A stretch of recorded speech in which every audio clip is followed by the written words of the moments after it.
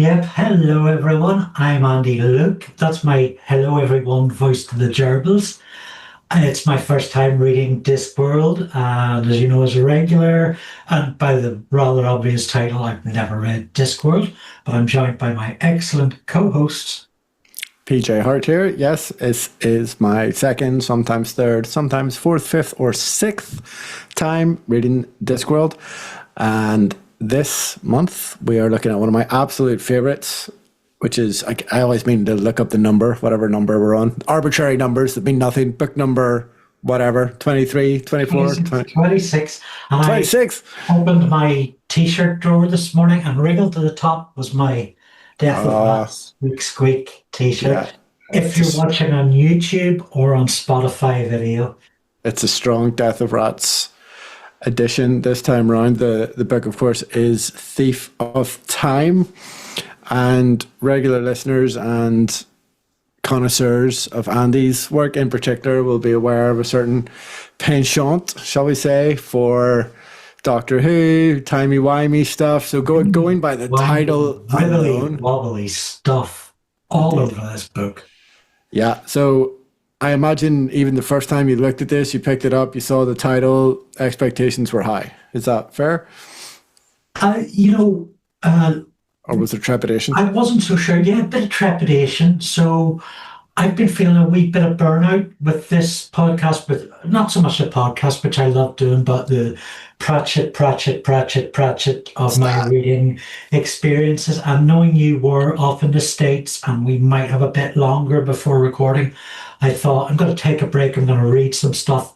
So I've been checking out Darrell Cunningham's work, which I hadn't really read since he became quite a well-known graphic novelist. So I binged about 4 of his books. Nice. And a wee breakaway really helped with Thief of Time, and sort of the refusal sort of not to go into it high speed. I think it's a book that really benefits from taking your time with, particularly the first 2/5, which are quite, there's a lot of the sort of the small gods-esque nuance in them, the Mandala Hall stuff. That's really interesting, yeah. There's a lot to wrap your noodle around and kind of needs to be read at your own pace. Yeah, absolutely. Really we disagree with any of that. But before we get further in, we'll give all the relevant details, I suppose, will we? I'm sure everybody reading along probably knows, but just it feels kind of like we have to set out the stall, don't we? And also, I want to do it because for the first time, I don't know how many books, actually have my original hard copy of Thief of Time to hand. So I can tell you that the Doubleday edition, first published in May 2001, is not the edition I'm currently holding. This is the Corgi edition, first published in 2002. And I'm going to usurp Andy's usual role of reading the blurb because I actually have the blurb in my hand, which is rare. So, time is a resource. Everyone knows it has to be managed. And on Discworld, that is the job of the monks of history, who store it and pump it from the places where it's wasted, like underwater. How much time does a codfish need? To places like cities where there's never enough time. But the construction of the world's first truly accurate clock starts a race against, time, for Lutze and his apprentice LobSusan and LadyJeaneremy, because it will stop time. And that will only be the start of everyone's problems. Thief of Time comes complete with a full supporting cast of heroes and villains, yetis, martial artists, and Ronnie, the fifth horseman of the apocalypse, who left before they became famous. And then a bunch of blurbs from various respectable newspapers telling you how brilliant Terry Pratchett is. When we all. Yeah, I have the same edition. I read the back blurb, which I don't usually do while reading the book, but it was a bit spoilery. Worth a big mention is this is the last cover illustration by Josh Kirby. Oh yeah, who passed away shortly after completing it. We've been a bit tough on Kirby. I was doing a bit of reading on him last night, and I've been noticing this in the truth and looked a bit different. And at some time nearly 20s, Kirby was finding the demands of illustrating the cover more and more trying. So he opted for this more sort of where we see the illustration in the center of the cover rather than bleeding out to the author's name and the title. And it actually fooled me because I thought this and the version of The Truth that I had were by another artist. They look very unlike what I'm used to seeing in Kirby, and I think they look so much better. Yeah, they're a bit more restrained. You know, the sensory overload of the early Kirby full wraparound covers is absent here, as you say. You know, the top third is just plain purple. The bottom third, or maybe 2/8, is or 1/8, sorry, I should say, is orange. And so, like you said, like the image is just there in the center, and there's still a lot going on. You know, maybe not by Kirby standards, but you know, you've got the procrastinators. They go all the way to the horizon. There's still a lot of characters here. You know, there's horsemen, there's monks. I think that's maybe supposed to be an auditor. I don't know actually. Yeah, he really knows how to do that grand, sweeping, epic ensemble thing. Yeah, like he still got it, but I mean, I agree with you. And I've probably been more critical of the previous covers than you have, but I think less, I'm not saying less is more, because more is just Josh Kirby's whole thing, I guess. But even just giving him a different aspect ratio almost to work in, you know, just having that slightly more cinematic panel. I just think it draws the eye. I think that's the issue I have with the old covers, is that from a compositional point of view, you know, there's no clear direction necessarily, like at least that my untrained eye can see, you know, that where should I be looking first, where should I look next? It's all just a bit too much. Whereas here, I sort of feel, you know, I'm looking at the group in the bottom right, which appears to be, you know, LobSusan, Death, lucid, and then my eye moves upwards through the procrastinators. I'm wondering what they are. Then there's some mythical stuff obviously going on above, and then it's just a bit more easily digestible, I think, for me, in a very positive way. Yeah.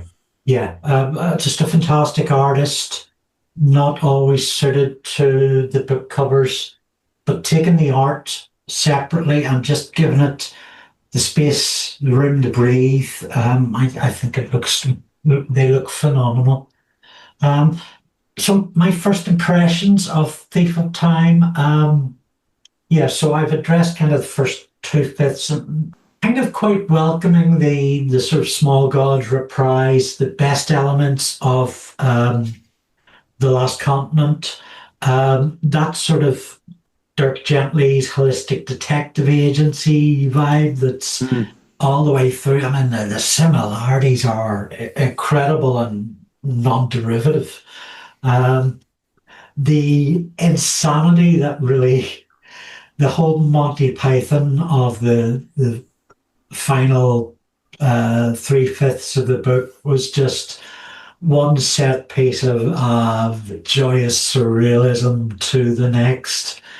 And although the earlier stuff did noodle my head from time to time, I think I grasped most of it, and I really enjoyed this book. Yeah. Yeah, good stuff. I was so interested to hear what you were saying earlier about, you know, getting a little bit of Discworld fatigue, because this is absolutely one of my all-time faves. But part of the reason for that, I think, is because I think I did have a bit of a gap when I was reading these as a kid. You know, when we were talking about The Fifth Elephant, you know, and I was talking a lot about how it really went over my head the first time I read it. And I think at that point, I guess, so that sort of late 90s, early 2000s, Discworld was maturing faster than I was maturing. And I think I probably around that time ended up taking a bit of a break, probably just for a couple of years, think I went away and read lots of William Gibson, which is silly because his prose is even more dense and hard to understand, but it's all edgy and cool and sexy and stuff. So I stuck with it. But I remember, trying not to say too much about this because it's a book that we haven't read yet, but I remember around the time Night Watch came out, which is the next Vimes book that we're going to get to. So when that came out, I was, even after The Fifth Elephant, I was still a big Vimes fan, and it was getting really good buzz. So I think I read that, which would have been around 2002, maybe 2003 by the time I got my hands on it. Although I do have the hardback, although I don't remember if I paid full price for it or not. So I think after that, I went back and I read The Truth and I read Thief of Time pretty much back to back. So I read Night Watch, The Truth, and Thief of Time all pretty much one after the other, like close one book, pick up the next. And I was expecting to like Night Watch. We'll talk about that when we get there. But, we've already talked about The Truth, which I loved. But then I wasn't really prepared for Thief of Time to be such a significant step up for me from The Truth. Because, I think I'd sort of got my head around the fact that, okay, there's this more mature, almost grounded version of Discworld where there's an industrial revolution happening, where there's clacks and stuff like that. But then Thief of Time hits you with the Doctor Who stuff, Yeah. With the Dirk Gently stuff, as you said, and it just marries the kind of old and the new of Discworld as I kind of have it in my head. So this feels like kind of, well, The Truth probably, if we're going by publication order, The Truth really feels like second wave Discworld for me, in terms of how I experienced it the first time around. And I would just have to get into the story. I mean, it's so well plotted, and anybody who's been listening to this podcast or has ever had the mispleasure of talking to me about narrative or story structure or anything like that knows that I can go on about it quite a bit. And this book is so well constructed. It's so well plotted. It's such a joy to read. I was delighted to get back into it. But perhaps a little bit like yourself, also slightly trepidatious in that I was like, there's no way this is going to live up to my original experience of reading it. Especially perhaps because, the timey-wimey stuff, the multiverse stuff is so much more common in pop culture now. We're a bit burned out on it. We've probably had at least 4 multiverses too many in pop culture at this stage. But another thing that I saw reprising was there's a bit of sorcery in this. A book which I have quite a fondness for, maybe because I read it in Amsterdam and I was quite stoned. But that's the best way to definitely it's read it. more because sorcery it's magic. It's in a way that's quite abstract, in a way that's sort of superpowers. Yeah, and it's more world ending, more practical magic. It feels like. Yeah, exactly. Yeah, it's on the same level of apocalypticness. I'm gonna register that as a trademark. But yeah, slightly less, more in terms of the sword and sorcery aspect, more the timey-wimey, which is nice, a nice spin on it. I've always been a bit down on that kind of the dungeon dimension, Greeblies as bad guys, stuff like that. I much prefer the auditors and that's kind of the big bad. Yes, good to see the auditors back in such a presence kind of way, and similarly for Susan. Yeah, exactly. Yeah, and I remember absolutely, reading this book when I was 16, just falling in love with Susan this time around. More so probably than when I read, because I was a bit younger, I guess, when I read Soul Music. So I'm quite surprised actually to see that Susan's not mentioned explicitly on the back of the book. It does, in my mind. It feels like a Susan book to me, but I would imagine if you were to do an analysis of it, if you were to count up all the Susan pages and all the Lutze LobSusan pages, it probably, I would almost certainly say, I guess, that the Lutze story is probably the A story, but just because of death and the nature of that conflict with the auditors, because that's already been established in their books before, it still feels very much part of that series in a good way. I mean, it works, it totally works for me. Mrs. Ogg must come at once. It's very urgent. Jeremy is commissioned to build a glass clock, an accurate clock, and he receives an Eiger to help him through odd dreams. Miss Susan leads a school trip to Genoa, and at a different school, problem pupil LobSusan Lud is referred to the Garden of Five Surprises and the dojo with the device of erratic balls. And in the mandala, there are patterns under patterns, and Newgate Lud falls off a roof. So quite the opening. And it's great to start with Nanny, or to have Nanny kind of in the mix. It says a lot. Kind of actually fits quite nicely in with what I was just saying before you read that out about how, Discworld feels like a cohesive whole now. Even though this is Lucé's story, it's part of Susan and Death's series, and it feels like the most natural thing in the world for Nanny Og to be there, for Jeremy to have an Igor, for, even to have Lucé reprising his role from way back in Small Gods. All of a sudden he's leading a story. And why not? So much great world building has gone into this series that any permutation of it that he needs to tell the story at hand feels entirely plausible. Nanny being called on 3 times has a good sort of a sense of a micro myth about it, or a micro fable. But of course, we get the reprise much later in the book where there's a lot more detail on that's kind of into the story. Yeah, it's all gone mythic, isn't that what Nanny says? Yeah.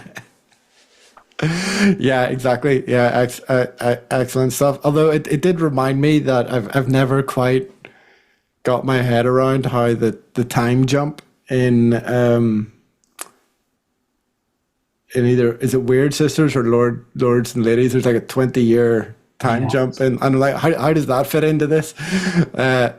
Of Jeremy or of yeah, you feel it kind of should. I think that's possibly in Weird Sisters. I think you're right. Yeah, I think of Weird Sisters, it's such a kind of anomaly, and I kind of would honestly like it to be addressed, but from the reading between the lines, it's not going to be.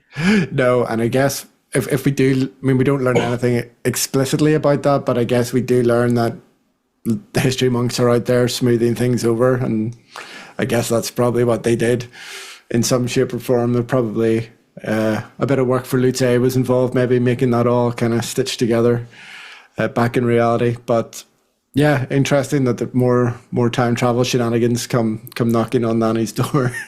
I didn't right away pin that the Lucé we met here was the same one we met in Small Gods. It was only about sort of halfway through where actually I think the reference to was dropped, and I went back and I'll have to check this now. This is the same person.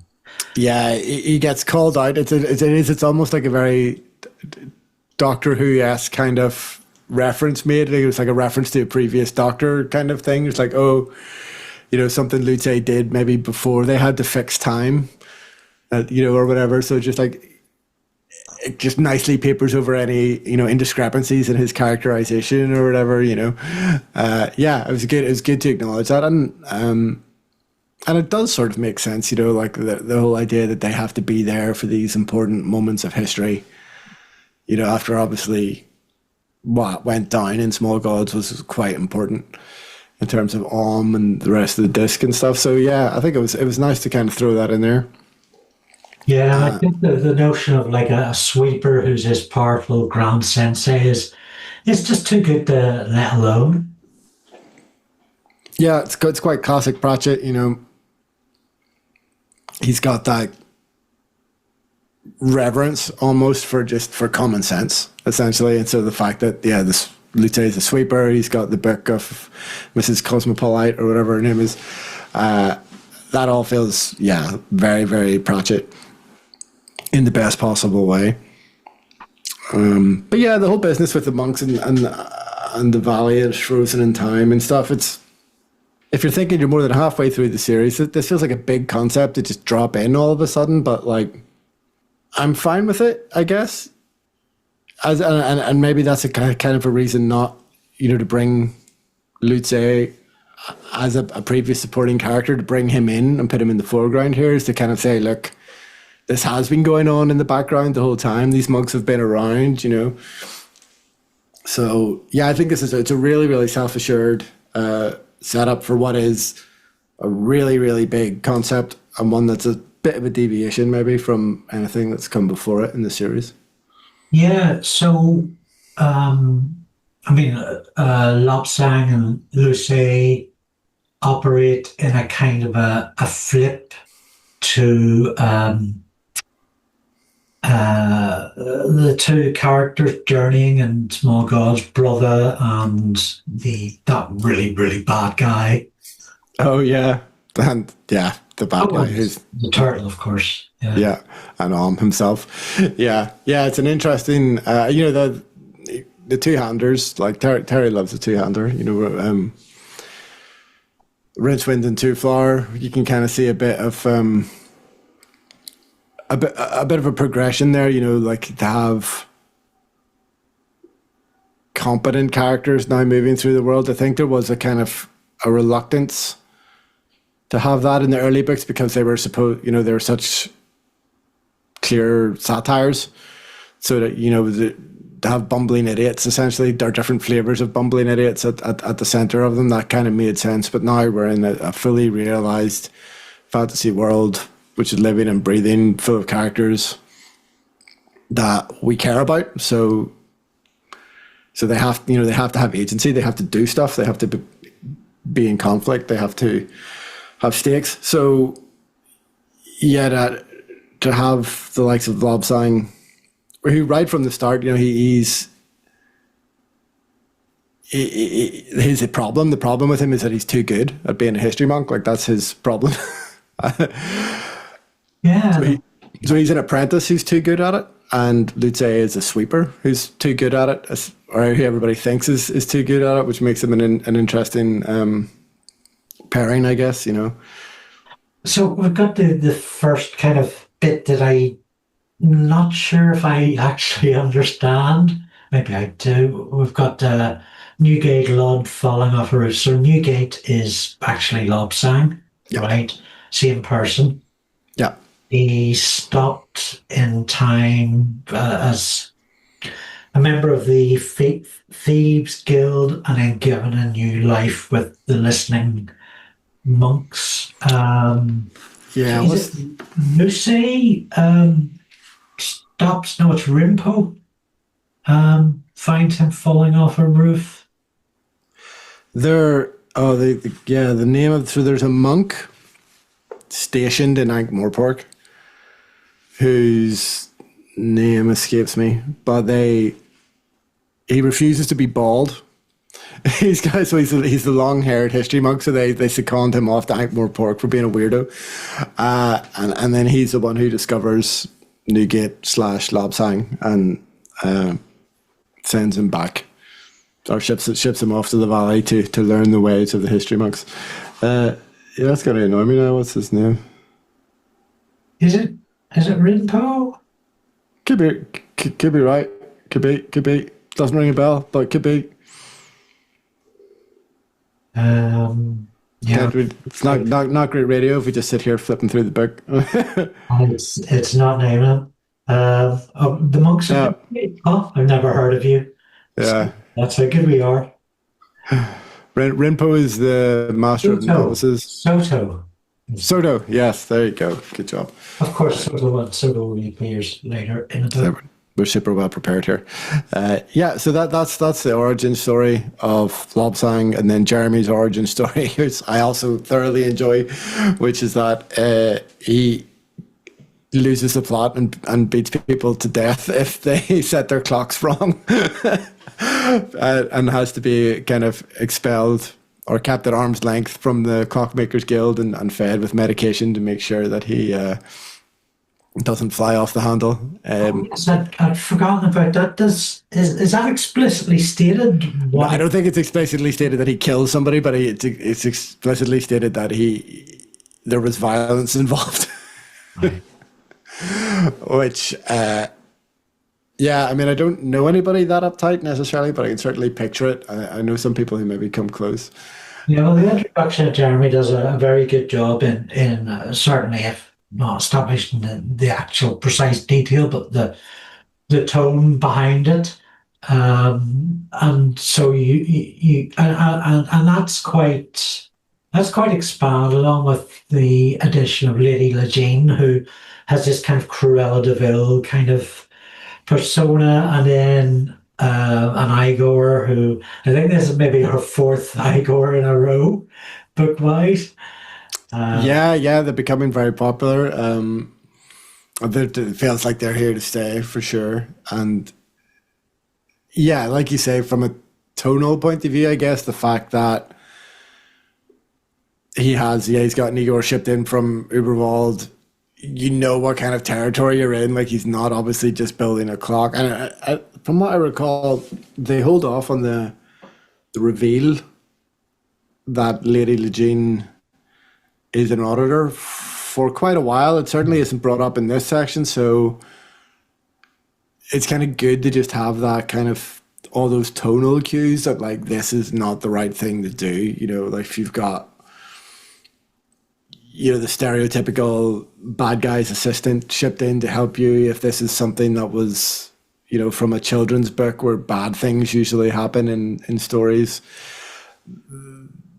that as innocent as Jeremy feels that it is, and as normal as it is for him to want to make the world's best clock, just from straight out the bat, we know that that's not the right thing to do, and the only question really for us is why.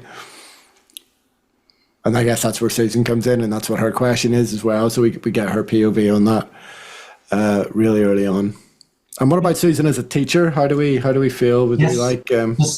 Fantastic. So I think we saw her as a teacher in her last appearance, but here we get a lot more detail, a lot more descriptors. Some lovely stuff about the pupils. She works with the stationery cupboard, the chocolates, a school trip to Genoa. I think she was a nanny in Hogfather, the last book we had her in. I think she was a nanny in that one. Yes, but childcare, she's very much in the childcare sphere now. she's found her niche. yeah, and she feels. Well, I think she was particularly well realised in Hogfather, but I think this is a whole other level. I really enjoyed spending time with this character. Yeah, even though she probably has fewer pages in this book than she did in Hogfather, again, I'd be interested to count them up. But I would wholeheartedly agree with that. As I mentioned, you know, this is very much a Susan book in my head, and that's more down to the strength of her characterization than it is to do with the amount of real estate I think she gets on the page for sure. And I'd be interested to know. Well, I guess I know Terry worked in a library or certainly spent a lot of time in the library. I wonder, is that where he kind of gets, because the relationship, you know, the teacher pupil kind of dynamics in this feel really well realized. I don't teach children of that age anymore. I did briefly a long time ago. And I really get it. You know, like, all those kids feel like real kids to me in this story. I'm always so curious to know, like, where Terry's drawing this stuff from, like, or is his imagination, his observation of human nature just that canny that he can just pull a really well observed scenario like that out of the ether. It just bowls me over every time. And it's such a small, simple thing, but just put you on Susan's side. Like, you get who she is, you get what her worldview is, and you're sympathetic towards her all at the same time. Yeah, she's a teacher I'd like to have been taught by, I think, and how those classes feed out into the school in terms of, like, homework reports. Yeah. And we get little excerpts from kids' notebooks and stuff. I guess, but I wonder, is it maybe, because there's sort of shades of the Magic School Bus in this, I guess, isn't there? You know, I don't know if that's might be a reference slightly after your time, actually. Yes, certainly. Please do fill us in. So it's like a series of books and I guess a cartoon from the 90s where is it Miss Frizzle has a magic school bus and like takes the kids, you know, if it's a science lesson about the solar system, she puts the kids on the magic school bus and they fly to Saturn. And, you know, and they go back and meet dinosaurs and things of that nature. And I think, you know, Terry's so good at just taking concepts like that to their logical extreme. Like what would the parents' feedback be? You know, what would the headmaster's feedback be? So I wonder, is that, because that would have been around the time, you know, that series was definitely kicking around in the 90s and this book's just the early 2000s. So I think we've got a bit more to say on Susan and the school in our next part. So do you want to put that away? By all means, yes. Part 2, Madame Fruit. Let's go with that. Sees what looks like a white rat in a little black robe. Fidget's Gentlemen's Club hosts a family meeting. A magic trick and news time. Oh, a magic trick and news time had a son. Lucid learns about a good thief and instructs on the way of Mrs. Cosmopolite. Panic strikes the procrastinator hall as spinners overspeed. Futures and past must be cross-linked. A visit to the mandala confirms master and apprentice must set out, but not to Angmorpork. Q has no spinners or exploded begging bowls, mandalas, or time bombs. Wink, wink. I added the wink, wink. Yeah, that was a tricky one. I fluffed a little bit there. Maybe we'll fix it in the edit. Maybe we won't. But it's certainly time to mark the I've Never Read Discworld bingo card, because earlier than ever, I'm going to say that there's a lot going on in this bit, but there's quite a lot to set up. And I can kind of see, you know, why the first couple of sessions of this book, you want to take your time over them, like I certainly did on both reads. Yeah, the procrastinator sequence, I think I read it like at least 3 times just to try and figure it out. Yeah, it's quite... I mean, I can sort of see like the pros and cons of delivering that sort of big block of exposition the way he did, because instinctually, you know, if you have that much exposition to deliver, you want to try and do it through action as much as possible. I mean, that's definitely like my screenwriting instinct. Get away with doing it in other ways, maybe in prose, but the pacey way that he does it here feels quite cinematic, but that means that you've got a lot of new concepts to introduce at the same time as you're basically trying to narrate the action of quite an elaborate sequence. Actually, yeah, as we were talking about the cover earlier, like this is probably one of the occasions where Kirby is helping the reader out a lot. You know, there's really, really clear illustration of the procrastinators on the front cover. Like, you sort of know what they look like. You see the ones at the front are catching fire. You know, if you happen to flick back and look at the cover while you read that sequence, it's probably going to help you out a lot. Well, this is one of the novels that is going to be adapted into a graphic novel to be released over the next couple of years. So I'm very much looking forward to that take on it. Yeah, I think it's one that will really lend itself well. That'll be a sequence I'd be very, very interested in seeing in graphic novel form. It's one of my favorites. It's one of my favorites in the book. You know, for me, the plotting is just insanely tight. Like the procrastinator sequence, it's a dense enough read, but like it does so much legwork. You know, it sets up the concept of the procrastinators, but it also does a lot of groundwork for LobSusan's character. The fact that he's so in tune with them and he's able to kind of work them without ever being shown how to do it, and how it reflects on Luce's relationship with the other monks and with the head monks in particular, and then what's going to come after.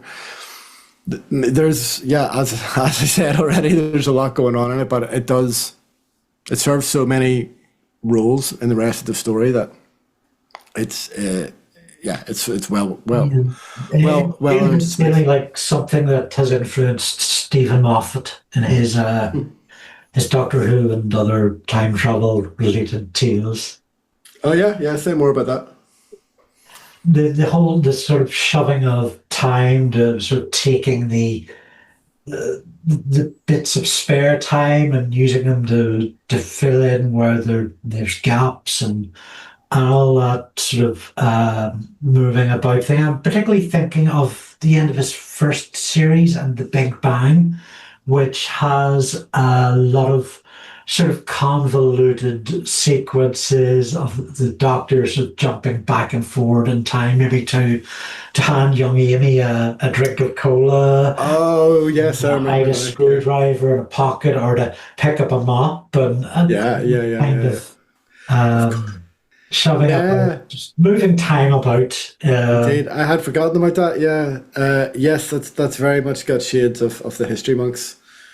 You can picture Lutze doing the same thing. Yeah, of course.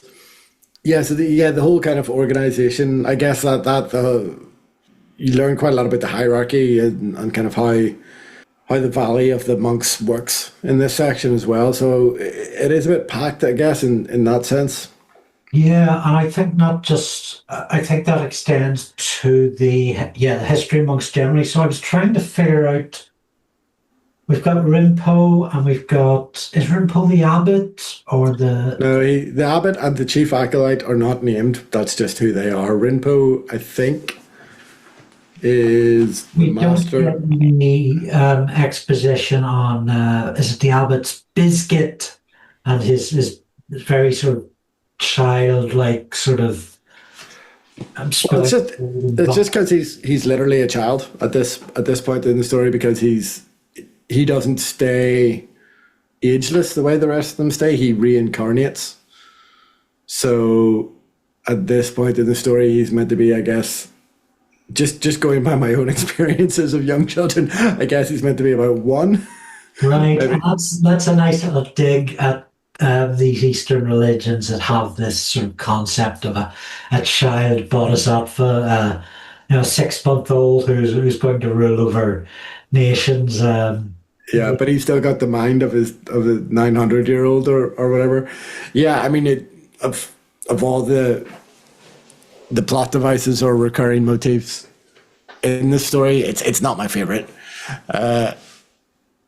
I understand why it's there, just to kind of soften those big bits of exposition that it's like it's the head monk giving orders or explaining things, and you're like, well, okay, you need to have a bit of comedy relief in here. It's still a Discworld book, it still has to be funny. But yeah, it's not my favorite, possibly just from being traumatized by having to deal with too many 1-year-olds already. So I'm going to drop Garth Ennis's name out there twice here. So the first time it's got me thinking of the Preacher books, where I don't know if we have a child. Yeah, we have like a sort of teenage kind of bodhisattva type figure who's sort of been bred of incest and sure. lots of rhubarb tarts, one after the other. So it reminded me of that. And then I wanted to talk a bit about Garth Ennis and death, and Terry Pratchett and death. And I've been kind of finding it difficult to sort of embrace Terry's version. When I was researching, actually, I think there's a video interview online with Terry, which is called something like. But Garth Ennis's version of death is that very much the opposite of the Gaiman Pratchett tradition. That death isn't your friend.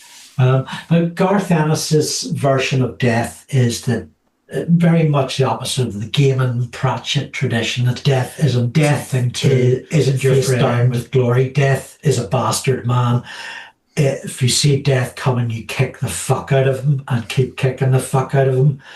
You don't even honor him with the honor death with gender. Any poetry, you just keep kicking the fuck out of him. There we go. Swore 3 times in 1 minute on our non-sweary podcast. I'm all for it. I think it's the right time. If there's a right time to swear, it's when you're discussing the works of Garth Ennis. I think that's Garth would approve. That's kind of, I'm not a huge fan of Garth's work. Some of it's phenomenal, but that's kind of my sort of preference. And it's kind of what's had me a little bit prejudiced towards Pratchett's death. But I think the addition of Susan and built up as such a powerful character, it breaks down a lot of those issues that I have. So in this section, we get her being investigated by Madame Freud and meeting her grandfather for some revelations. Yeah, I think that's very fair, and I would imagine that's kind of why Susan now takes the lead in the death books. There's only so much death can really, there's only so much agency death can really have, given the rules that Terry's kind of applied to him. And I think, yeah, the different interpretations, Ennis versus Pratchett versus Gaiman, say that. I'm quite curious about that. I hadn't really thought about that before till you brought it up. I wonder, is there something in, growing up here, coming from a place where senseless death is a feature of the society in which you grow up. If you grow up in a conflict situation, like, you're less likely perhaps to romanticize death if you're kind of faced with it from quite an early age, and if it feels as senseless as it often did during the conflict here. I'm sure that is absolutely going to colour how you would anthropomorphize death, or how you would use it as a literary device. So yeah, the idea that Ennis thinks it's a bastard that you should rage against, that's a very, very valid interpretation. Profoundly key point. This episode's been reading a lot of Darrell Cunningham, and he says about Putin's atrocities, and we think of Ennis's oeuvre. There's a lot of war stories. In fact, Ennis's Battlefields series is easily his best work. He really sort of captures. Yeah, it's up there for me, for sure. Yeah. And it honestly blows a lot of Ennis's other work away. So that's my top recommendation. Yeah, I would agree with that. I mean, because he's dealing with real stories, or kind of historical stories, he kind of leaves a lot of his more kind of juvenile instincts, I think, on the shelf, which always kind of plays in his favor. I don't know. Yeah, I would definitely rate it top 3, although we're digressing massively here, but it's always worthy of one. So yeah, if, like Andy, you're feeling a little bit burned out on Discworld and you're looking for something else to read, by all means, go pick up the Battlefield series by Garth Ennis. It is, it's a great. Any way to make a valid segue here? Yeah, possibly from the kind of the macho. Hold on, I've got it. The machoistic world of Battlefield to the macho world of the club, of the gentleman's club. Officers Club, probably. Yeah. Oh man. Yeah, from the officers' mess to the gentleman's club, with death, and the idea of death in the gentleman's club is funny. Like, I do think that Terry is managing to have his cake and eat it now with death, because he still gets to have these. He obviously dreams up a lot of these funny set pieces for death, but he's like, as I said before, can't hang a narrative around them, can't give him enough agency to carry a whole story. But like, you want him snoozing under a newspaper in a gentleman's club, like, that's just funny. Yes. Yeah, it's definitely underwrites the notion that death, when used sparingly, there's so much fun to be had. The magic trick, the old lift the tablecloth from under the plates and cutlery. Yeah, beautifully, efficiently demonstrates this whole sort of timey-wimey, wibbly-wobbly stuff. Sort of lays the groundwork really well for the news that Time had a son, which is of course, as we see throughout the book, is a wonderful parallel to Death had a granddaughter. Mm-hmm, mm-hmm, mm-hmm. And it's like, it feels totally legitimate, especially after everything we've been through with Susan in Hogfather. We just be like, yep, of course. After all these, how do they describe them? The anthropomorphizations of ideas or whatever. The idea that, or the concept that humans can basically will these things into existence is now so well established in Discworld that it's like, yeah, if the Hogfather exists and death exists, then absolutely time there's going to be the personification of time is also going to be out there somewhere. I don't feel like they needed, or he needed to labor that possibly as much as he did. I do like the old tablecloth trick as an allegory. It always reminds me of Ghostbusters. Where they do in Ghostbusters, but everything falls off the table except the flowers. The Madame Fright character, I love the little sort of sequence with the Susan's dressing down, because we got to learn a bit more about her teacherliness, and we got a nice little bit of revenge in the form of a raise for Susan. I'm trying. She didn't actually get the raise. Right. That's the one part she didn't get, because I love that line that, like, even though she used the voice on her, like, getting money out of a headmistress, like, that was a line that could not even be crossed. I was like, yep, that sounds about right. I've been, working in and out of education for a while now, and I recognize that. I tell you what is worth mentioning is the setup of the chocolates. It's quite good. Because, and I know I've been maybe a little bit critical in the past, really just for something to talk about, not serious criticism, but like, occasionally how Terry writes women and women's relationships to food and their weight and stuff like that. And here he's managed to literally weaponize it. You think it's just like a little kind of frivolous detail about a character that has huge, huge payoffs later in the story. Yeah, I find myself wondering, didn't Susan's mother have a thing for chocolates as well? And now you speak of it, I'm fairly sure of it. Yeah, that sounds about right. So you could argue that this has been set up right the way back in Mort, potentially. Mort? But yeah, again, just to underscore just how tightly plotted this book really, really is. We can't leave this part away without talking about Mr. or Mrs. Cosmopolite, which I wonder if it's named after the Cosmopolitan magazine, which is a sort of a woman's housekeeping and good fashion glossy. Yeah, it feels like the advice is a little bit too down to earth, isn't it? It feels more from Good Housekeeping maybe than from Cosmopolitan. I don't know. I haven't done enough research in this field. I have to go down to the news. This kind of this urban guru who wouldn't be 100 miles away from the manner of Nanny Og speaking. Yeah, you can sort of see there's a kind of kinship there. Yeah. Mrs. Cosmopolite would have made a good witch if she'd have been born, perhaps. And just another nice little bit of the patchwork magic that is this novel. Yeah, I'm just looking at the annotated Pratchett file. So I think it's around this section, page 121 or wherever, where we get the reference to the small gods is dropped by the abbot. He says, "You disobeyed my orders before in Omnia." So that sort of implies that what was going on in Small Gods was kind of Lutze doing his own thing, going rogue, which all kind of makes sense, I guess, in that. We've had quite a lot of Ankh-Morpork landladies and lodgers, haven't we? So this is also a nice addition to that.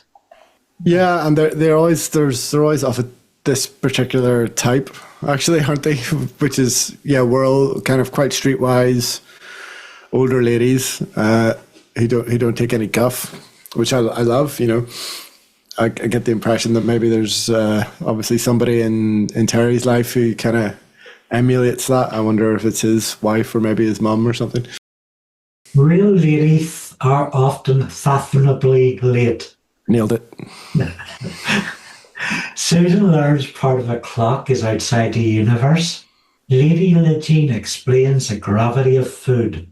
Hunters are reminded of the rules, and there's a ride by resurrected Yeti to Copperhead and on to Lancre. Binky awaits, and Mrs. Ogg tells a story of midwifery and a castle made of glass. The servant of the clockmaker is suspicious, and an auditor does not say by accident. Death calls on pestilence in a hospice and famine in a restaurant. where should we begin? Yeah, I guess Susan learning kind of what the stakes are in the story, essentially. You know, if part of the clock is outside of the universe, then it has the power to freeze time within that universe, I think, is kind of the crux of what's going on here, isn't it? Yeah, some big ideas, stuff that Terry's trying to implement in the narrative here. I mean, it's a bit of a plot mechanism retread. Death has a problem, goes to Susan for help. Susan says, why is it any of my business? Death says, because it is, and because my hands are bound. Susan begrudgingly follows the call to action, but not a problem. Quite enjoyable process. Yeah, that's kind of, it's the conceit of this series, I guess, of the Susan series. It's like, yeah, death is almost, M to Susan's James Bond, except that it's they have to go deal with, existential crises of the universe, which I quite like. Me too. So yeah, the way that you could belabor all that stuff, but like, we've had enough of these stories already, as you mentioned, that we just we get it, I think, especially because we have been introduced to the auditors a couple of times before as well. So this is where we're starting to get the impression that Lady Lejean is an auditor, or that's maybe explicitly revealed, I think, during this section. Yes, it is.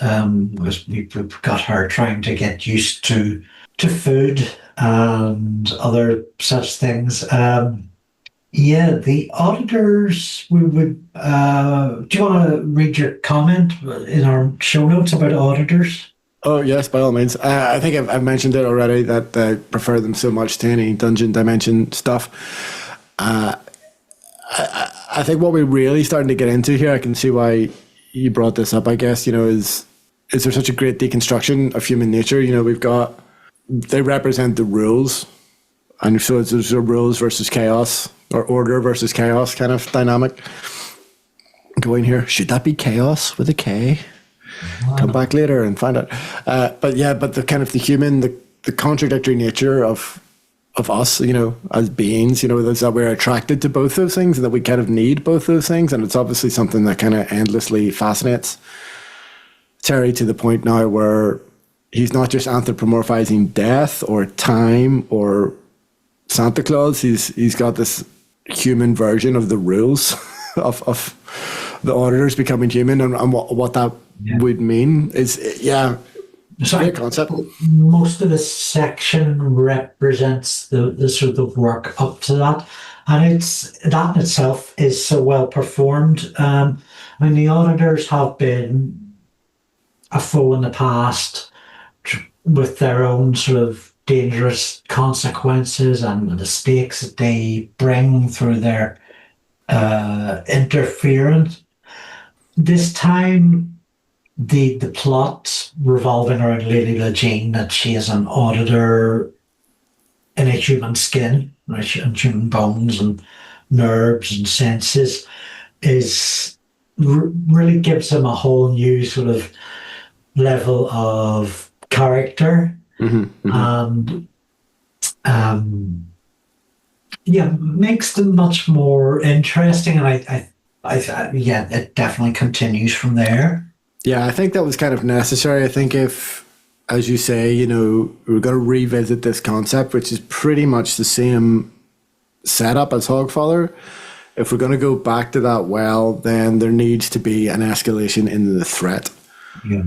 So, if the bad guy has to be bigger and worse in the sequel, and this is the auditors. This is the Terminator 2 of auditors. Oh, big time! Yeah, I hadn't thought that. It's a really good reference considering where it's going to go.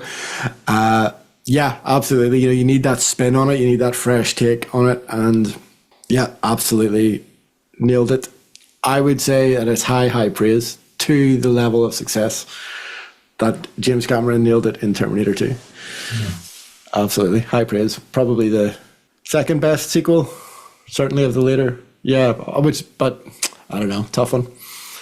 James Cameron did Aliens and Terminator 2, two of the best sequels of all time within the span of 6 years. But hey, we're not jealous of that. Just as I was going on my summarising, I noticed there's quite a lot of page count given over to Igor's suspicions, where he's following Lady Jean. He's noticing her levitating at first. He's following her down an alleyway where she meets with a few grey figures.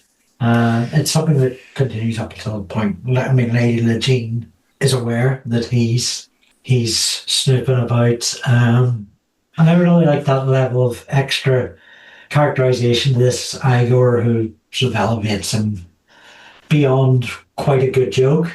Yeah, that's right. You get a few scenes from his point of view, which is quite rare up to this point in terms of those characters.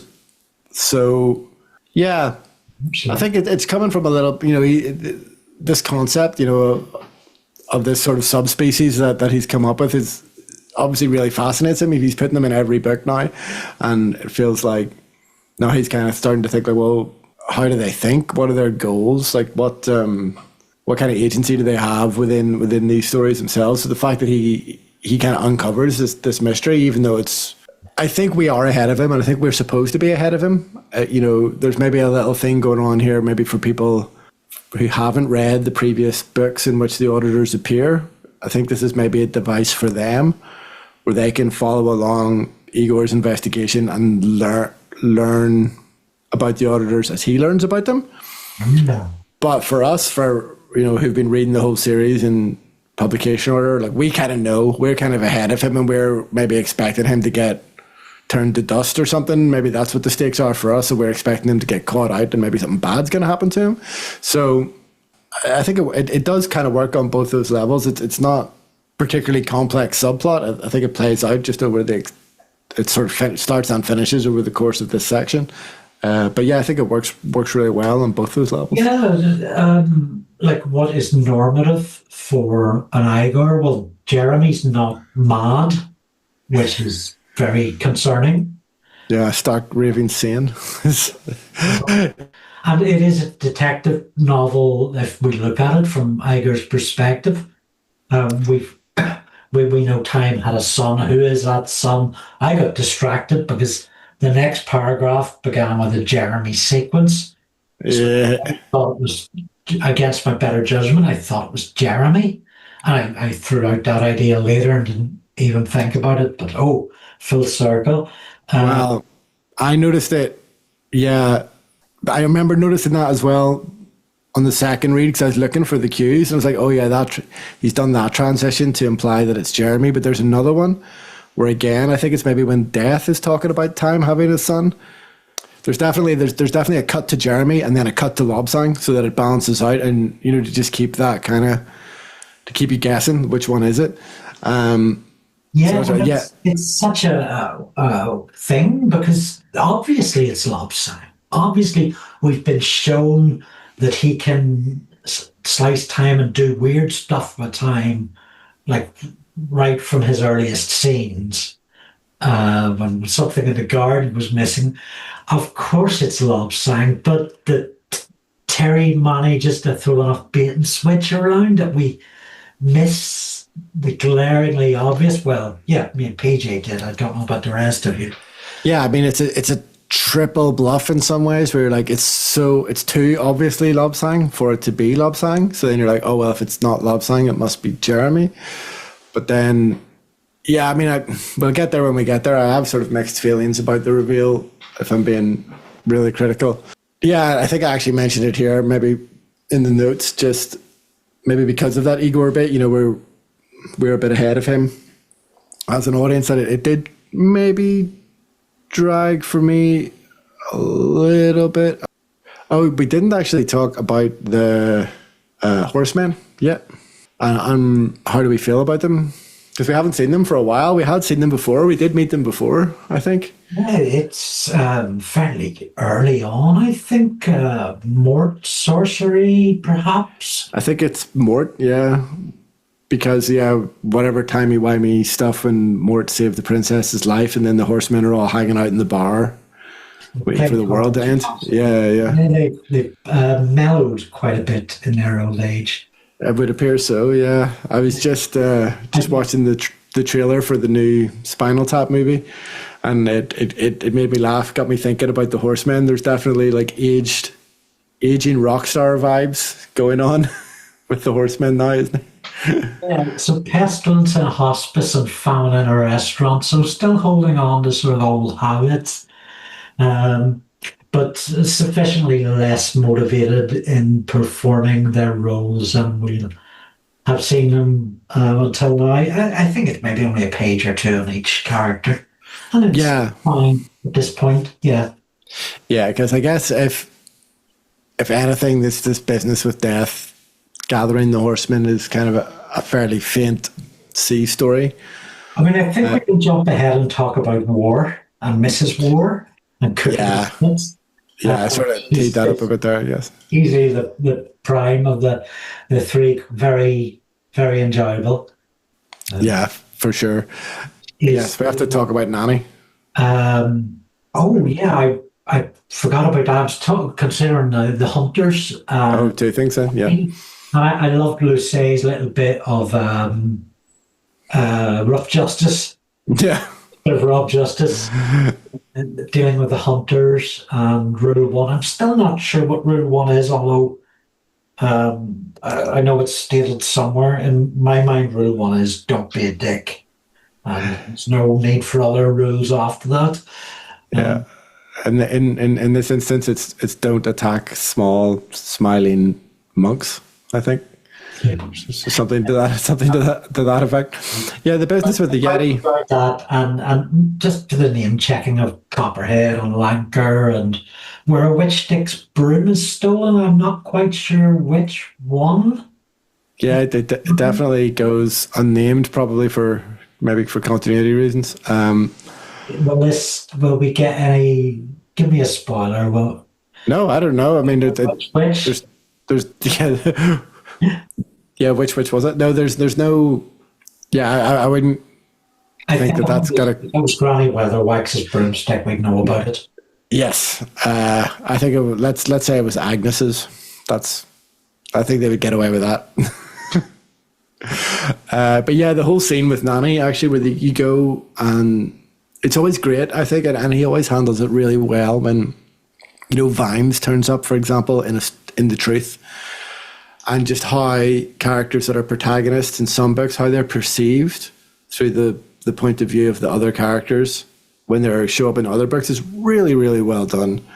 And it's the same here with Nanny, when they go and meet Nanny and hear the story from her, and she's a little bit less open and free than she is when she's around Granny and the rest of the witches. She's a bit more on guard. She's slightly more formal, and it's just like, yeah, this is how Nanny would act with strangers, and then it's really, really good characterization. Actually, we get to see a bit of the Granny Weatherwax type characteristics coming out through Nanny Ogg as she begins to realise who Susan is, or at the very least the sort of stature and power of Susan, where she relaxes with the information and sort of realising that Susan is a kind of a different class of being. Mm-hmm.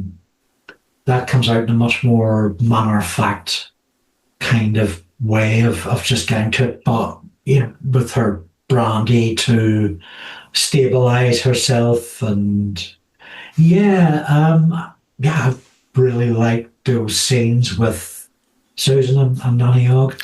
It's an interesting decision because the witches have been set up in such a way that these scenes could have easily been with Granny if Terry wanted them to be. We've seen Granny do midwifery and deliver babies, animals, humans throughout the Witches series. She's pretty much well established as the most powerful witch in Lancre, if not on the disc. So it's obviously quite a conscious choice to make it Nanny Ogg rather than Granny Weatherwax, and I wonder why that is. Yeah, I mean, I could take a stab and say we've got Granny Weatherwax tends to dominate every scene she's in. She dominates the witches book. She's had a whole novel to herself outside the witches. And I think it's also of interest that Nanny Og is named as the most powerful witch midwife, which is interesting.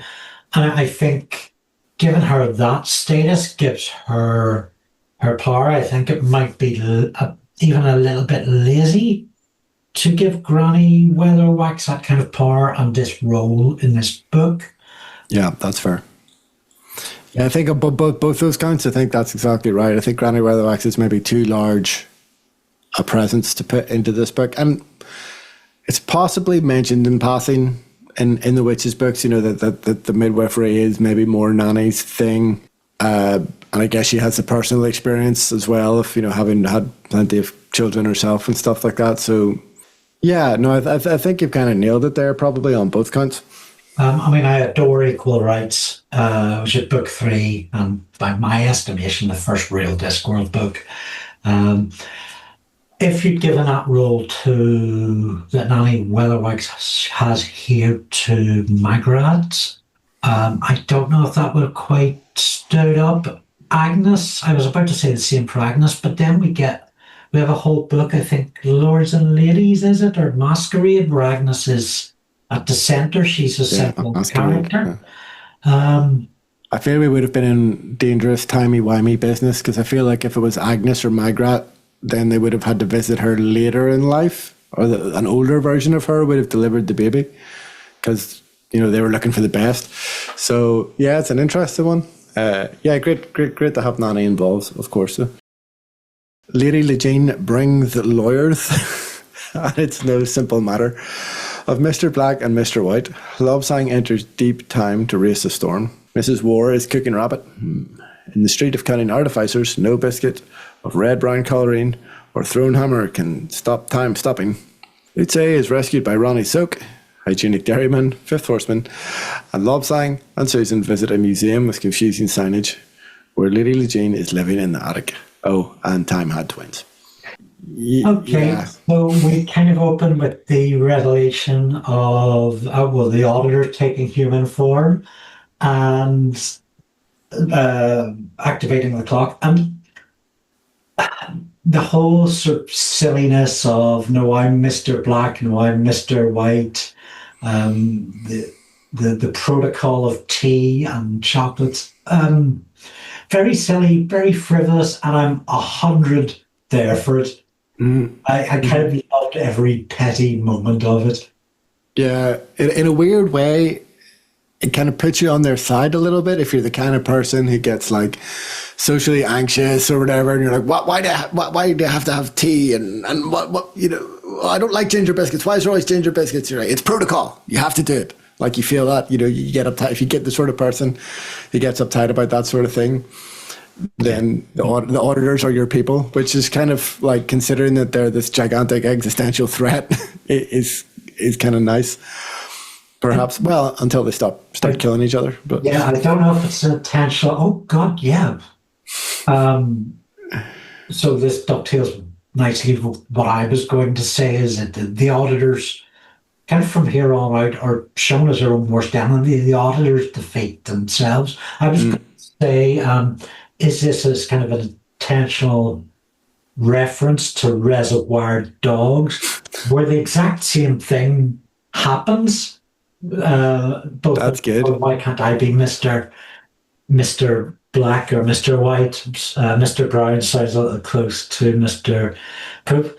But also at the end of Reservoir Dogs, we have the robbers shoot one another. Yeah. This destroys the group, and it's the exact same thing that happened. Yeah, it was well to consume food and drink. Yeah, absolutely. Yeah, and there have been Tarantino references before. There's been Pulp Fiction references before. So yeah, I think that's bang on the money for sure. I like how kind of inevitable the activation of the clock is.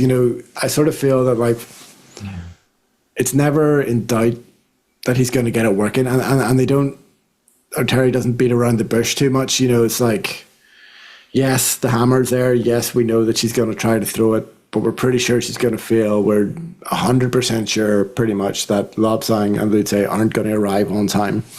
And it just sort of plays out on the page with this quite grim inevitability, which I quite like. It feels kind of like mature in a way that, you know, it's not massively leaning into the genre tropes at this point, because there is a lot of kind of, you know, there's a lot of fun and games with the James Bond type stuff and all that leading up to this. But comics references here. I mean, while we had LobSusan in a sort of race against time to stop the clock activation, deep time is a phrase that's used. And it reminded me very much of the Flash comics. I was trying to figure out for sure which one. I think Flashpoint or Zero Hour might be, but I've never read any of those, so it would have to be Mark Waid's run, where you've got the creation of Bart Allen Impulse, and a lot of that Mark Waid did for the Flash, what Peter David did for the Hulk, and really sort of brought that character's magic out in the 90s. But also, you know, going back to the 1980s in comics, and I think it was possibly the Flash in, yes, of course it was, in Crisis on Infinite Earths, with the classic sort of thought of by everyone as the Flash, Barry Allen was killed racing against time, trying to stop some mad time-like crisis with the Anti-Monitor, the character, who sounds a lot like an auditor. Yeah, that's right, man. Crisis. It's been a long time since I read Crisis on Infinite Earths, but that's a good point. Yeah, the concept of time basically kills the Flash, because he tries to go too far. He goes too deep into the Speed Force. I think that's kind of what it is, isn't it? But I never read the whole thing, but I picked up a hardback from a charity shop for about £20 a couple of years ago, and it's coming up to the top of my reading list. Absolutely beautiful George Perez art.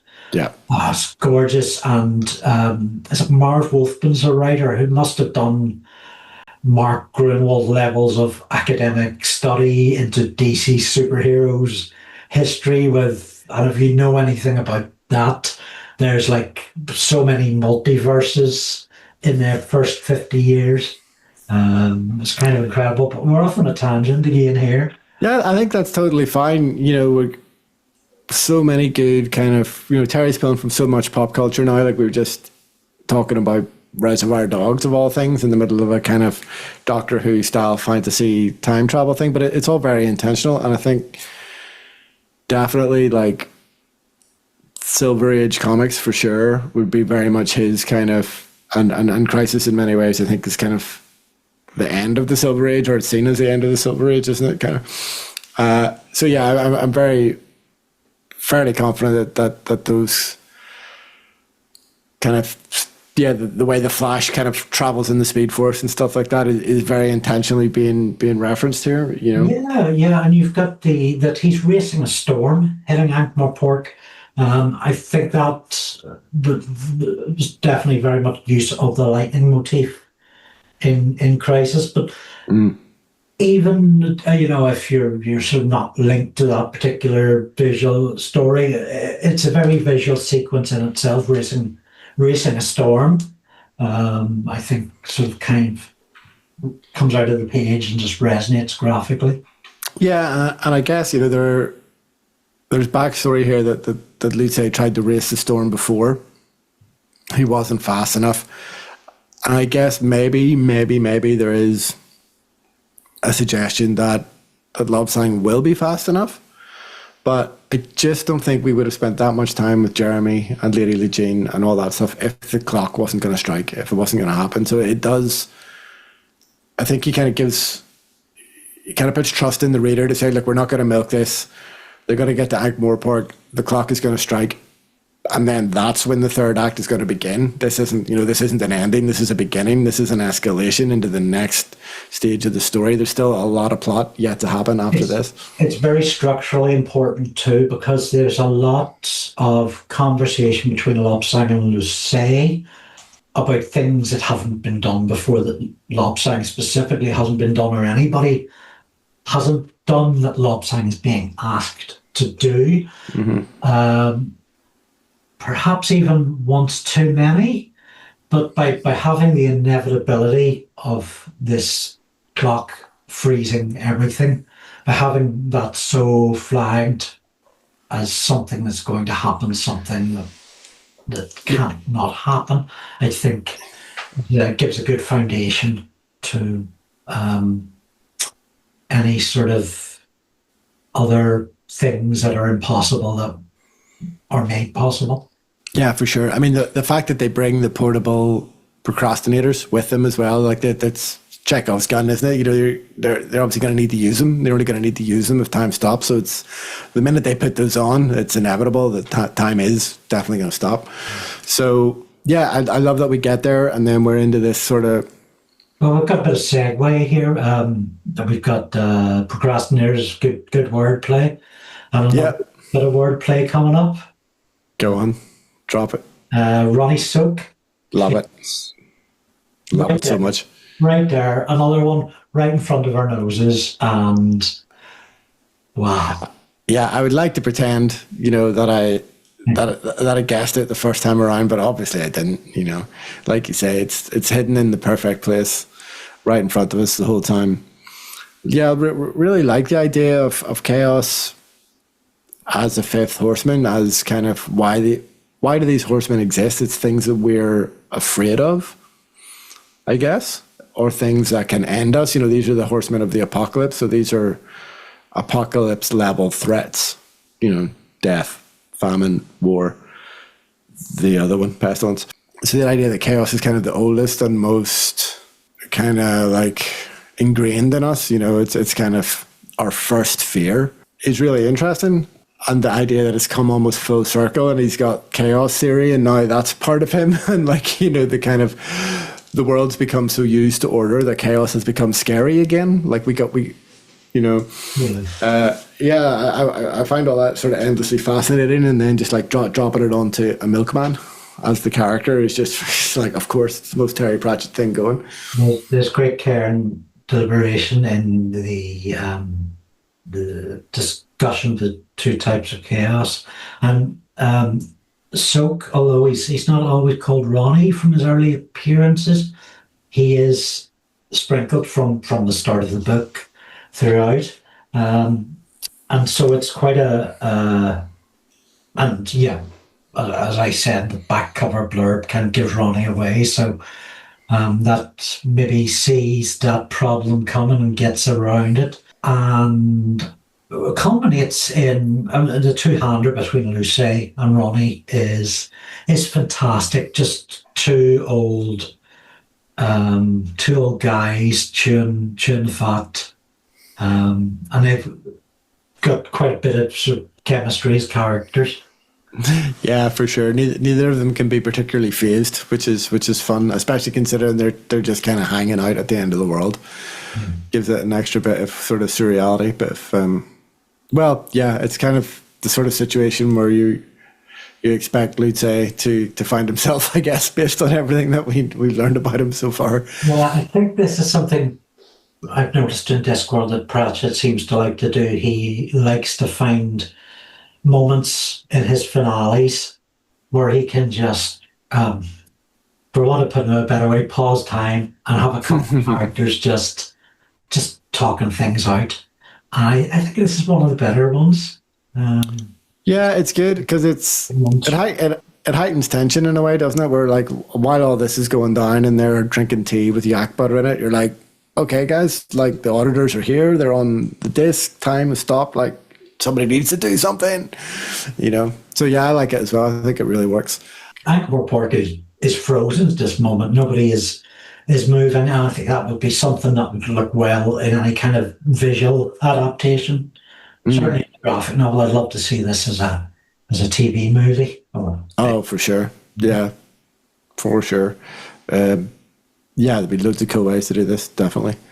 And I guess it's at this moment we learn what we think we already know, or what we think we already know is confirmed for us when LobSang's procrastinator runs out, but he doesn't freeze. So that to us is like bang, confirmation. He's the son. That seems pretty irrefutable at this point. Yeah, I mean, I sort of like that Nanny gave the news to Susan previously, but we haven't learned it as the audience yet. So we know something's maybe not 100% right based on her last words. Just before we do that special mention, sure. to Lady LaDean living off human furniture, which almost got in the description. I particularly enjoyed that bit. Yeah, for sure. Yeah. But yes, amazing way to go into the reveal, because it feels this next sequence with Nanny, this expanded Nanny scene that we didn't know about, just kind of comes out of nowhere in the best possible way. Yeah, well, I guess that it has a. I mean, essentially, the carpet's pulled from under us as readers. Learning Time had 2 children, and I think there's a sort of an ominousness as we sort of get that, as it goes into this sort of quite long sequence with Nanny, Og, and Susan. Yeah, so I sort of alluded to it earlier. Like I slightly mixed feelings about this, because, like you say, it is a bit of a rug pull, and I don't think it's necessarily good practice to explicitly tell the audience something and then for that thing to turn out to be completely not true. And I guess in this instance, he walks that right up to the line. Like, what we're told the whole way through is that Time had a son, and that is technically true, but Time had a son, and then but it's one person twice. It's a little bit timey-wimey for my liking. It's like, but the way that Nanny kind of tells it and like makes it this kind of human thing about this kind of woman who's scared delivering a baby and doesn't really know how to cope with it and doesn't know how to deal with it, and just has that moment where she kind of glitches, and that creates 2 versions of the baby. I feel pretty much the same. I completely agree. Just looking back, actually glancing back at that Nanny sequence now, absolutely. I think it might have been helped if Nanny was a storyteller for the final part of the book, but it doesn't work that way. I feel it would have been much easier just to have had twins, or been a bit more sort of explicit that they were just twins who can, I don't know, combine like Transformers, but I'm 6 and everything is explained to me by Transformers. As it should be, yeah. Look, I mean, the way it resolves, and when they come together and they kind of become one person, and each version of them finally feels complete, it is quite sweet, but just it's verging on a little bit too tricksy. It's verging on a little bit too kind of too much smoke and mirrors for the just for the sake of a twist for me. Jumping ahead, I mean, it's kind of the creature, the entity we're looking at in the final part. It's LobSang. Jeremy is kind of so much absorbed as to sort of be a footnote. Maybe that's a bit cruel, but certainly in that direction. Yeah, no, I think, of the 2 of them, Jeremy's the one who's a bit more broken, and because once they combine, they're with Susan, and Susan relates to LobSang.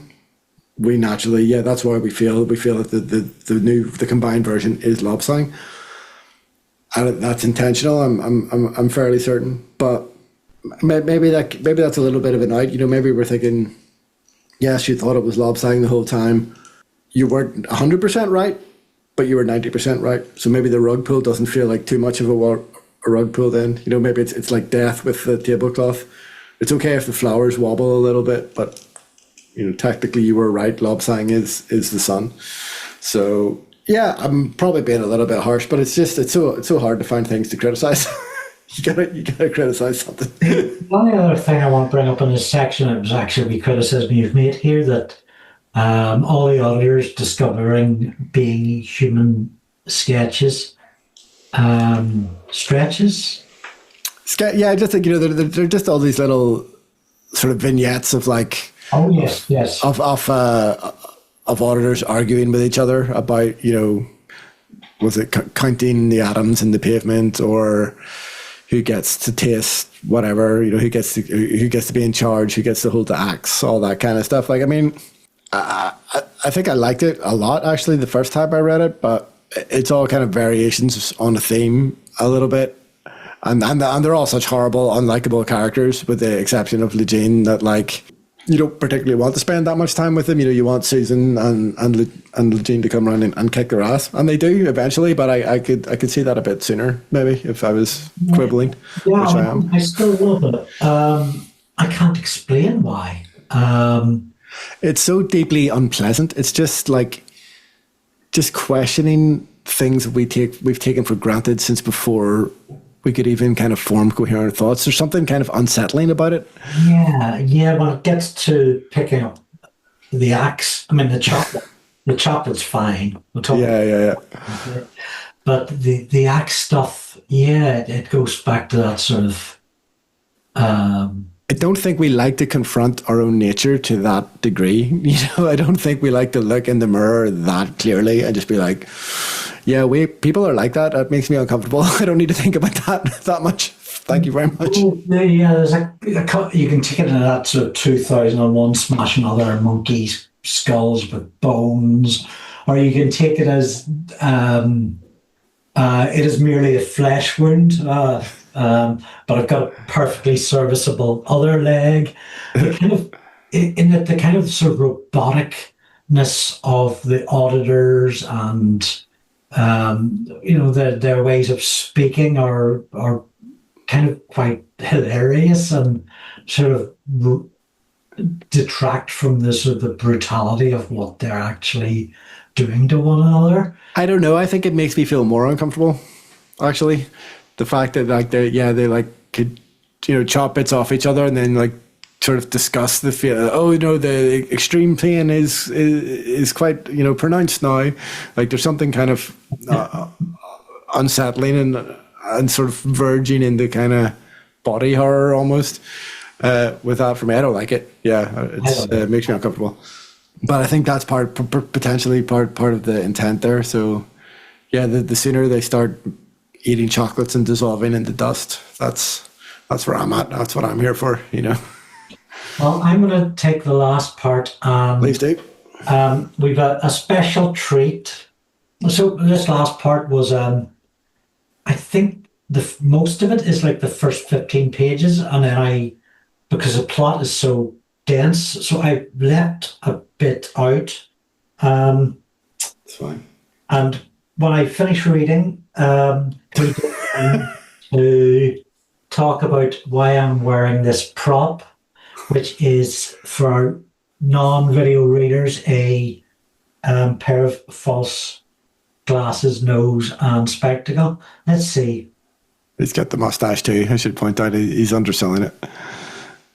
If you have to ask the price of Weinrich and Bettiger's chocolates, you can't afford them. Chaos is goaded into returning, and as confectionery conflict rages, the horsemen and auditors face off for the apocalypse. Lucid pulls an old Yeti move, and LobSusan introduces Susan to his parents. History is realigned.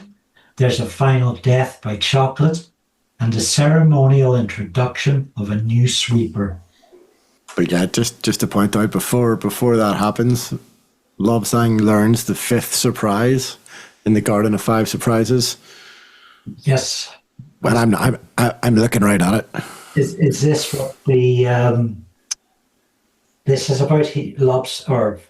Lucid pulls on this joke glasses and tash. There it is, the fifth surprise for all to see. Well, just for the video viewers, obviously. I'm sure, yeah, everybody else can picture that on Andy's beautiful face. It's quite disconcerting. See some more of this, check out my Star Trek Section 31 video. Or Of course. why I have this prop. Interesting. So yeah, good conclusion all around. It's usually the sort of thing I would probably criticize because it doesn't really go anywhere, which is the battle with the horsemen versus the auditors. Like they can't do anything. They can't hurt them. They're just kind of like swinging swords at ghosts, basically.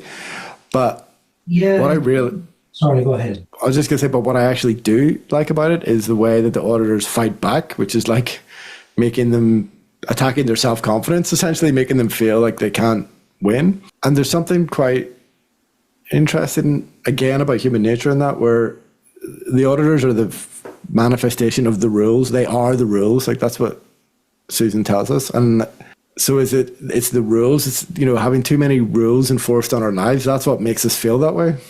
That's what makes us feel like that we're no good, that we can't do it because there's too many rules and we can't comply with them all. We can't succeed as a result of them. I think Terry's saying something quite interesting there, especially, as a creative. And I'm sure likewise, you sort of feel if you're in that kind of role that like you're butting up against a lot of rules sometimes. Like, it's very, very difficult to make a living in a creative field, to express yourself without receiving criticism, to just live in that way in a kind of authentic fashion. Like, this is how the world is going to make you feel. I think that's kind of what he's saying, maybe, or maybe I'm projecting massively onto that. Imposter syndrome or the version, or just like I've found difficulties trying to write and to question my decisions as I go, make sure I've got facts in, whereas you can accomplish so much more from writing by just sort of accessing that kind of flow state that gamers access. You're just sort of in the moment and you're keeping doing what you're doing and enjoying it, or just not even question it, just going forward and dealing with the edit side of things later, dealing with the difficult parts later, just getting it all out. This sort of, we've seen this from the auditors before, this kind of, listen to me like a Discworld expert now, questioning themselves and questioning each other and pointing out of existence. Oh yeah. Now we're getting the physical version of that. Yeah, where they're having to do it with axes and hurting each other and stuff. As I said earlier, it's the auditors who are their own worst enemy in the book. But yeah, they're trying to affect the horsemen this way, to back together for their reunion tour, old and jaded and overweight. And yeah, so that was quite a nice element. I kind of agree that a lot of the rest of that sort of battle seemed a bit perfunctory. We get the introduction of this kind of sort of figure with the big iron book. This kind of it's meant to be like a kind of Book of Revelations kind of vibe. And I guess actually, to be fair to the battle, like Ronnie, like when Chaos shows up, Chaos can kill them because Chaos is the antithesis of them. But still, like that's not how the book ends. LobSusan still kind of saves the day or whatever, destroys the clock and everything. So, but yeah, I still like it. It's still a great sequence. The chocolate warfare, another example of ridiculous juvenile writing, which I adored 100%.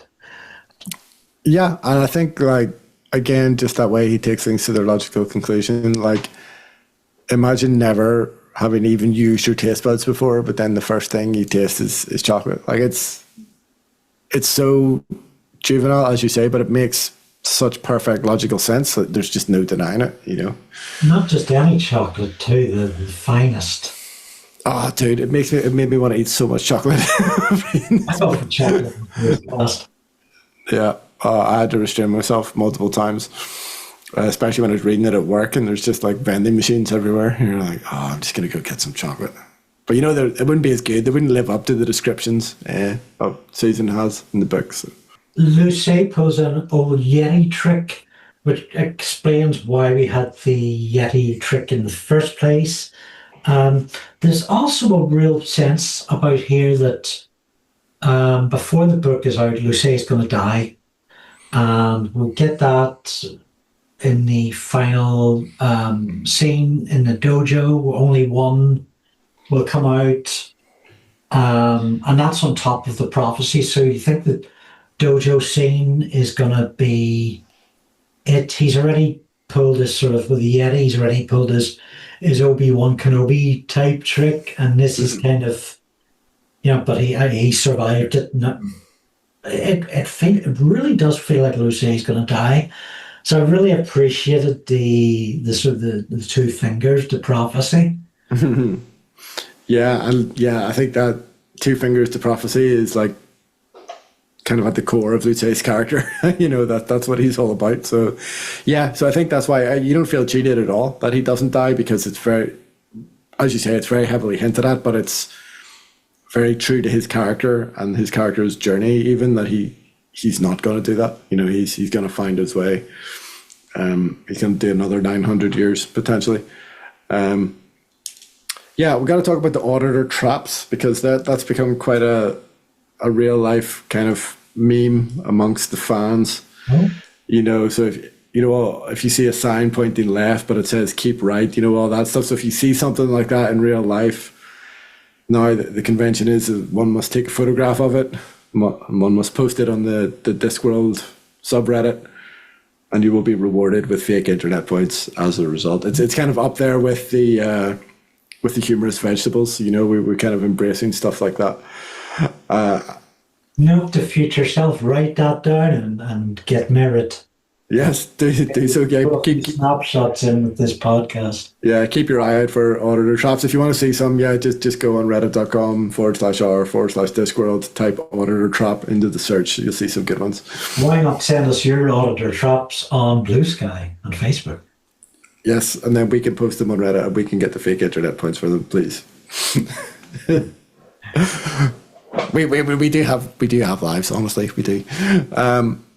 So I don't know. Is that kind of it? I mean, I guess like when time breaks again, we know that time's going to break again when the clock breaks, because that's what happened last time. But even before LobSusan reunited with Jeremy, he already had the mastery of the procrastinators. So we already got it's not really in doubt that LobSusan's going to be able to put history back together again. So we don't feel that the timeline is in danger per se. It's quite cathartic, it's a nice resolution when he does it, but we know it's coming. And then everything's fine. They go off to the dojo. I want to be a bit critical about Jeremy / LobSusan as a sort of a blue ball of light, and then recorporealizing again, which I wasn't quite behind, but it's just a minor quibble. Susan and LobSusan. Should touch on that all the way through the book. And I was a little disappointed that they don't get together. Don't they? I kind of hope, but I'm forbidden asking for spoilers on this. I would say the last line of the book, and because closing images are so important in narrative, even with Nugget, you can have a perfect moment, and that moment is between Susan and LobSusan. So for me, that's the stationery cupboard. Yeah, so they're together in the stationery cupboard eating chocolate. I mean, So yeah, I think. I'll tell you, PJ. Yeah, apologies. So I mean, here's another wee footnote. What I hadn't noticed is there's a love triangle going on here. Yeah, true.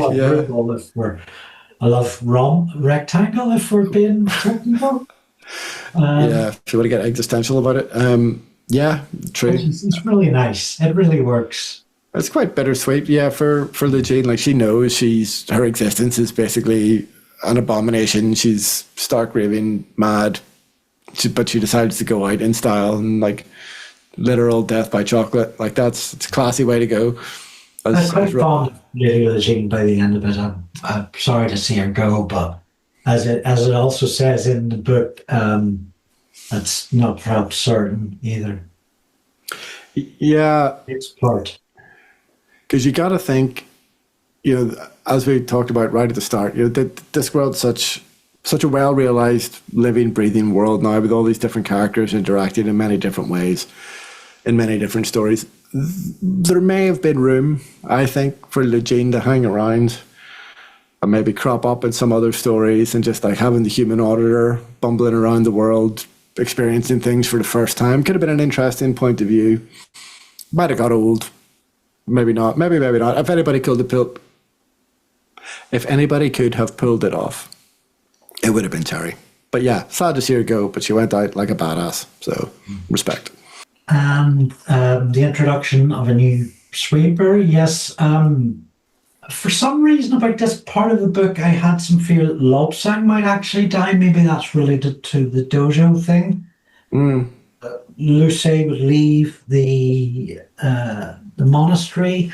But yeah, I quite like the, whatchamacallit, when the mirroring, the old sweeper making way for the new sweeper, but actually both stick around.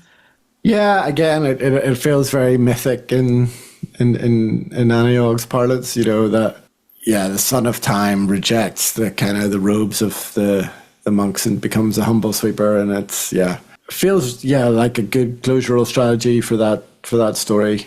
I don't know what else, because the whole way of Miss Cosmopolite and all that kind of stuff. I don't really see it ending any other way except with one of them dying, as you said, which I think was always hinted at. But if they're both going to live, this is how they have to live. They're both going to be sweepers. They're kind of, it's a sign of respect, a huge sign of respect to Lutze, I guess, isn't it? His stature, as this legendary figure amongst the monks is elevated by this tremendously. I think LobSusan gets a bit of a kick out of that, actually. So, have you anything more, or shall we move on to quotes? Let's do quotes, yeah.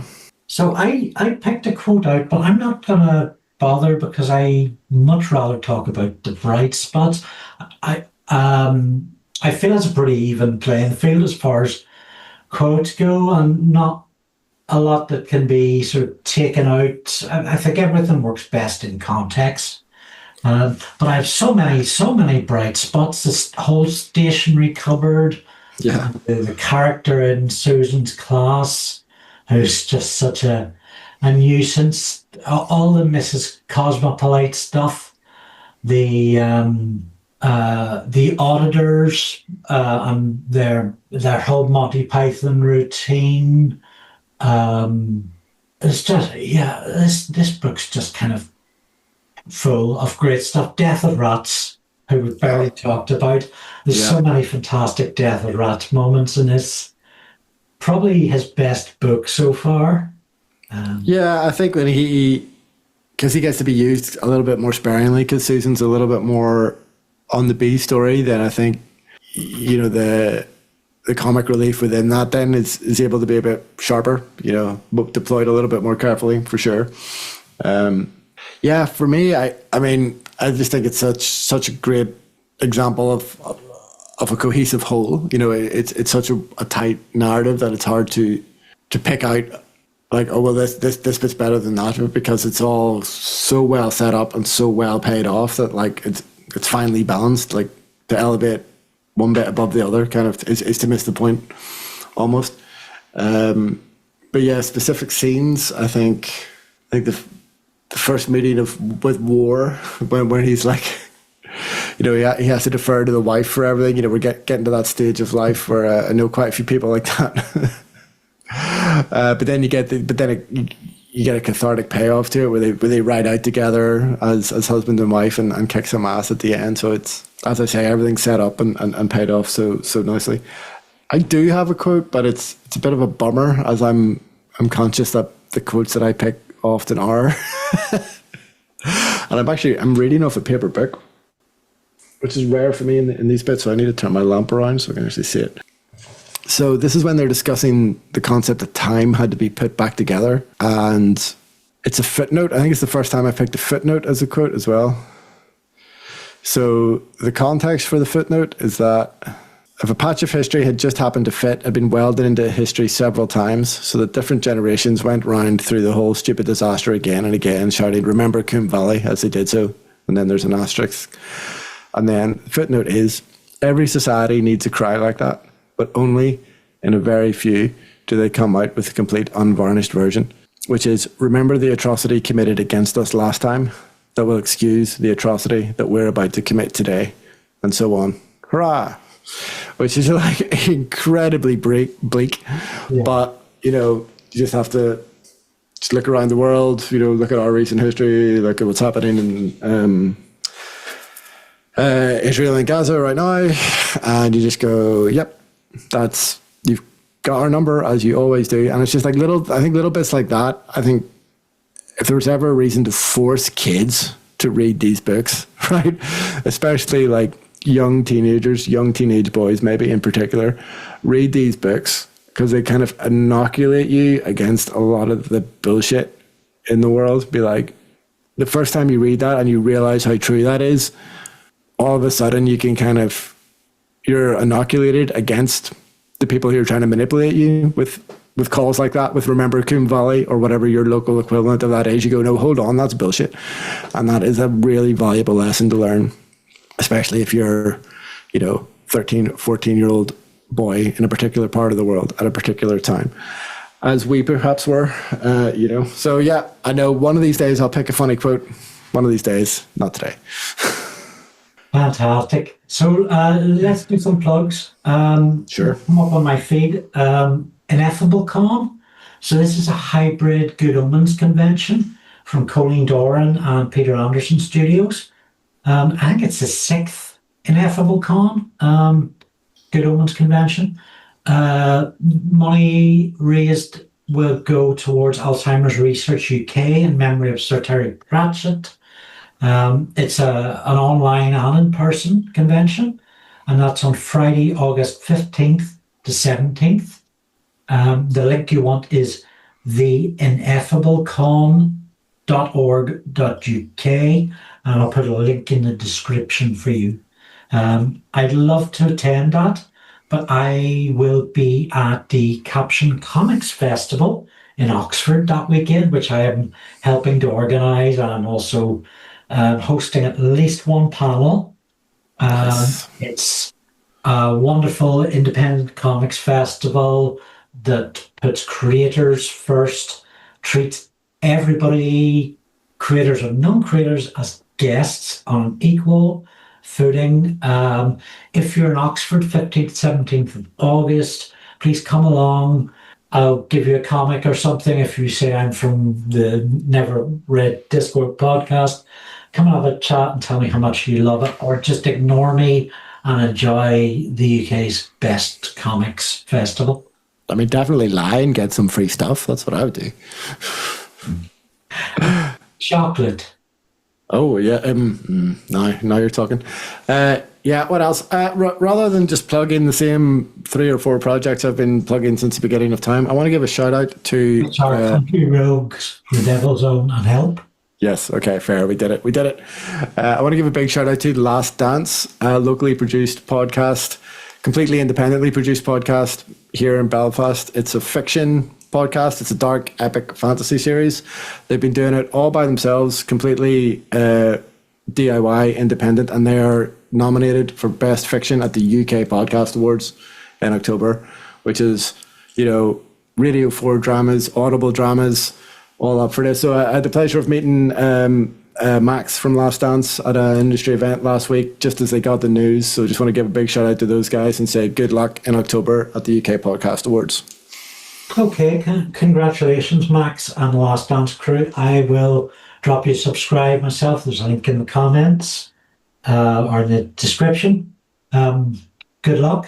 And yeah, if PJ's rooting for you and you're local, there's not enough fun Northern Irish stuff that gets a spotlight on. So well done for your accomplishments, and I look forward to hearing it. I'm going to plug Another Time, novel by Holly Miles. Got to plug Coastlines After Dark, my magnum opus of political comedy, Occupied, which I have near me. My YouTube channel, which has gerbil videos and video essays. An extended Always Sunny essay called The Gang Blackface Whitewash, which looks at the whole removal of Always Sunny videos in 2020 after the murder of George Floyd, and sort of questions some of the decisions that were made, looks at the people responsible, listens to what academics and creatives have had to say about that. And before the next episode comes out, there'll be my video essay, Social Fiction, New Politics, New Stories. We look at that whole social narrative, be it The Wire, Babylon 5, The Simpsons, that kind of idea of sociology over psychology narratives. I'm really proud of how that's turned out. So check a look on my Andrew Luke YouTube channel. Awesome, yeah. Sounds lots of stuff to be checking out. Oh, okay. I was just going to say a final thanks to our friends at the Pratt Chat podcast for retweets, and I'll let Andy shout out his top patrons from Patreon. Yes, I thought I'd give them all a quick mention. Sonia Andrew, Richard Wang, Yaku Yim, Rick Andrew Bolster, Donald Fallon, Alex Seam, Andrew Rodriguez Dale, Dave Crowley, Matt Saunders, Andrew Gallagher, Alan Ryle, Benjamin Stone, Arslan Hyderali, and particularly Ian Lawler, who also goes havers on the Zoom bill, which allows us to do this. I know a few of those names at least have come to me through the I've Never Read Discworld podcast. Thank you so much. Please come out and say hello. Let us know who's who. Thanks. Awesome. Yeah. So there's another book closed. Let's see if I'm just loving having a physical book again. I'm going to do a closed book. That's what that was. What about that? And of course, you're probably listening to us through Podlink, or we're on tons of platforms as well as YouTube, Facebook, and Blue Sky at Discworld GNU. Yeah, leave comments, leave reviews. Won't say how much you love us both, and would like to give us loads of boxes of chocolates, but a good review will just have to do, I guess. And what's next? We never prep this bit. We always shoot, and then we scramble to the next book is The Last Hero, but we've also been talking quite a bit about doing a review of the graphic novel of Guards. Yeah, I'm keen for that. I had it. I have it somewhere to hand. I had it in my hand really recently. Yeah. So it'll either be that, because you're lending me your copy, you said. So. Oh, yes, that's a good point. So the logistics of that may influence what the next episode ends up being. So there you go. It's a fun mystery surprise. Tune in next time and find out. Thanks for listening. Goodbye. Go that way. Hello. Some timey-wimey stuff going on here. Get out of here. Wobbly wibbly.